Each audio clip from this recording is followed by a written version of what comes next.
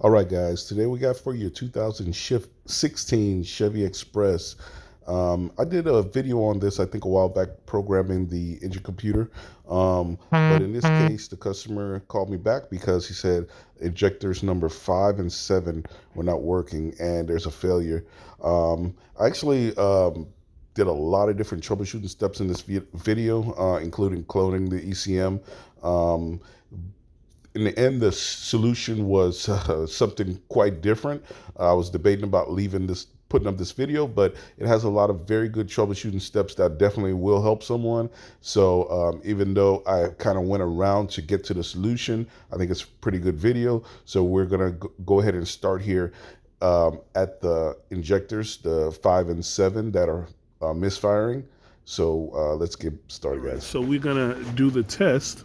So what I did, I went ahead and connected my test light. I disconnected it from here. As you can see, that's why I designed it like this. So now I can plug it, the ground, well, this side of the test light into the constant 12 volts power from the fuse box. And this side, I'm gonna hit it to the ground on that circuit. And then we should get the orange light flickering fast here, right?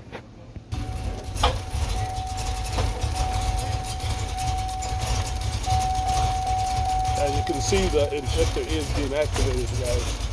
So the problem is going to be, I would call this the actual injector, because the computer is doing it and we're getting power. So I would call this the injector. Okay, update. Customer said he replaced the injectors, even put brand new ones from the dealer, and it wouldn't even start. So he took it off and put back the original ones, and it starts as you see. He also had some extra injectors, and he said he thinks these are original. I don't know, they might be, but they feel pretty solid. Anyway, I tested them, I connected them, and it's the same exact behavior. In fact, the code sets P0205 and 7 as soon as you turn the key on. You don't even have to crank or anything. So that's basically a circuit issue. Like there's a problem from the computer to this injector. There's somewhere it's reading that wrong. So I feel like testing the cable, I believe testing the cables would have little effect to solving this issue. I think the problem is going to be either the computer. I think he told me they pulled out the catalytic converters. They had to fix them, and when he put them back, that's when this issue happened. So it could be that some wiring got damaged, or I feel like the computer is going to be the culprit here, even though it was brand new. I think somehow it got damaged. Quick way, I'm going to clone this computer, connect it up, a replacement, and see if the issue goes away. All right, boys, here we are next day. I went ahead and cloned the original here. It was a brand new unit I installed a few months back, and here's a used unit that I've got, and I cloned it using IO terminal. By the way, if you need IO terminal, you can do these kind of jobs, clone anything you need to do, reuse a use module. Click the link in the description, go over to our website globalcommerceca.com, and we got IO terminal for you there, guys, to get these kind of jobs done. So now we're going to install the used unit and see if we've got the same problem. All right, we'll get that. All right, key in, ignition on.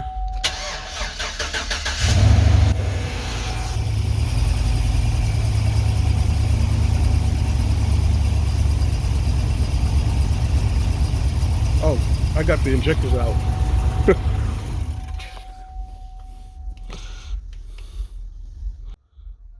All right, got them back in. These two injectors. Now let's try that again. I actually think that was the problem of the computer. It even ran pretty good with them out. Oh no, there it goes again. Wow. See that?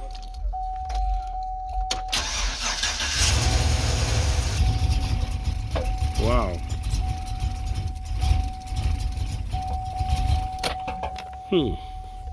Ran better when I'm disconnected. I think this is definitely going to be a wiring problem. I just pulled out the two bad ones.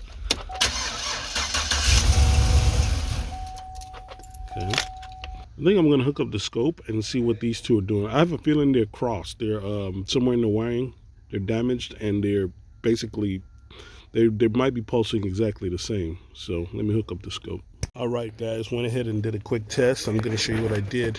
I hooked up to the power feed, which is the pink wire on both connectors. As you can see at the top there is the pink, and that's on this yellow.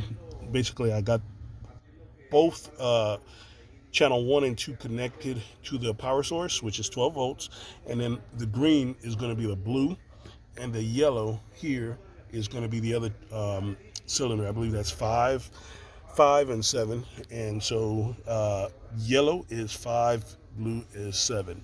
So it's going to record the dips. As you can see, the dip is when the ECM pulls it down to ground each injector. So right here, as you can see, the injector was pulled down to ground different time than that injector.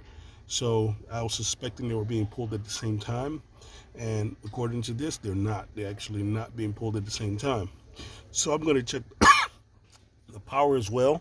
Let me go to a live view so you can see that when I start it. Return.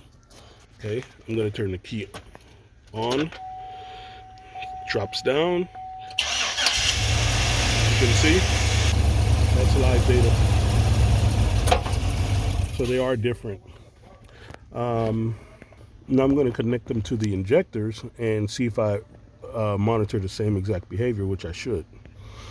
So now they're actually hooked up to the injectors, same exact test.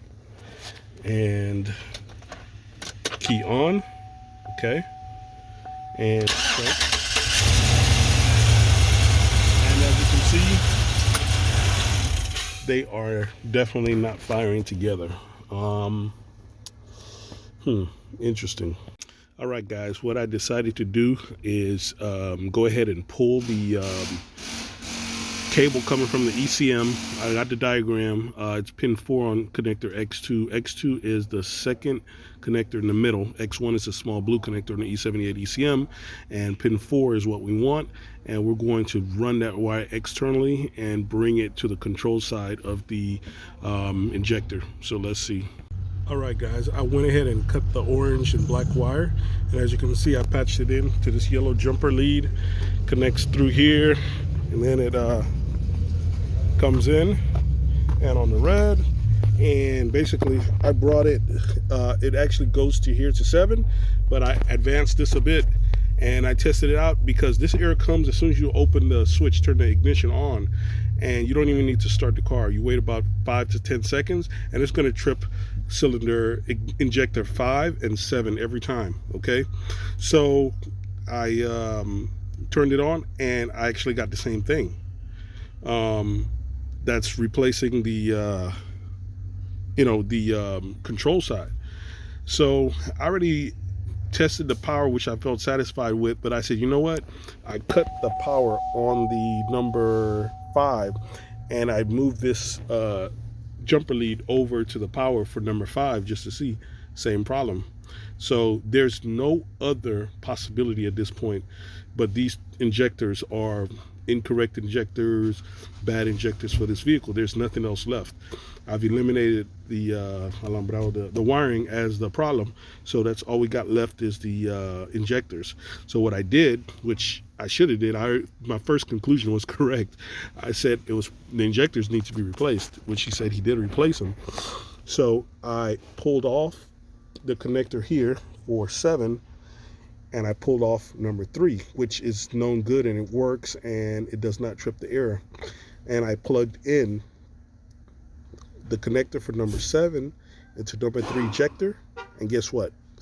The problem goes away. Now number 7 injector does not trip, but of course number 3 is going to trip because it's not plugged in, and number 5 of course always trips. So that confirms it, guys. My diagnosis was right initially. It is the injectors, and the injectors are going to need to be replaced on this one, guys. Click that thumbs up button, like and subscribe, boys, and see you on the next one. Also, if you didn't notice, now you know, man, and knowing is half the battle, man. Sometimes you go do a big loop to come back to the end again, back to the beginning, basically, or the end, however you look at it. Okay, a little bonus footage. He gave me different injectors to try to see if I can find some from his stash that would work. And I found two that are compatible. That looks like they work. If you can notice the difference. Let's see if you can make out some of that stuff on there. Let me zoom in for you. So this one, these don't seem to work, and the size, the fitment looks different as well. And as you can see, this one is different. And there's the serial number, and these do work on it. So I can feel them when they activate as well. There was something strange when I swapped these two that would trigger the error. I put it back and they would work like this. Now I have no errors whatsoever for the injector circuits. So I don't know if because of the age of these used ones, they're a little finicky a little more delicate on the circuit for the computer to detect them. But like this in this position, this one in 7 and this one in 5, it does work. Like I said, and actually when I plugged, let's say, pulled off this replacement injector and plugged it back to the one that's already there, the error came right back. Plug it back here and the error goes away. So it is confirmed, guys. Bonus footage, guys. I got it running. I just did the crank variation learn. See a lot of smoke coming out. I don't know what's going on there. The mechanic got to check that out. But the real problem, these are the original injectors that were there the whole time. The real problem, which I noticed in the beginning, but I overlooked it because number 3 was the same way. You could see when you pull out the connector, there's the pins. It looks like there was a lot of, movement going on there, guys, at some point. And I believe the pins are spread. So I don't know what they did, but the pins are spread on these two especially. So what I did, I just got wire, and it's a little trick I do. I'm going to make it a little short on it as well. And I basically cut some wire strips, stuffed it in the holes to fill it up, the space, plugged it in, and as you can see, it's working. No more errors, no more check engine light, it's gone. So that was pretty much it in a nutshell, guys. It came down to spread pins on those two terminals. Like and subscribe, boys. See you on the next one. So just a quick demonstration on how I do it. Just getting kind of automotive wiring, and we're just gonna strip back a little bit with insulation, and then we expose the copper strands, right? So we're just gonna, hijack a couple of strands. So actually, I'll just cut off the whole bunch here, and all these strands here, you see. So we're just gonna take a couple of them here. So this will be our connector. So what I like to do, like I have these strands, I just bend them in half like that. That kind of gives it a shape to kind of hold it in there so it won't want to come back out. So I folded them in half, as you can see. You would do it a little bit finer than that. I just got mine just to give you an example here. And then at that point, you just stuff it in the hole, right? This one I didn't fold it off enough, but you get the idea what I'm trying to do here. I just try to put one in there so you can at least see that. So you can see I just at least put one strand in there, but you get the idea. So that's what you want to do. Once you stuff them in there, they can't really come out. And then once you stick it in the connector, at that point, it's going to make contact because you got enough copper in there. So it's kind of a quick workaround when you have a spread pin situation, guys.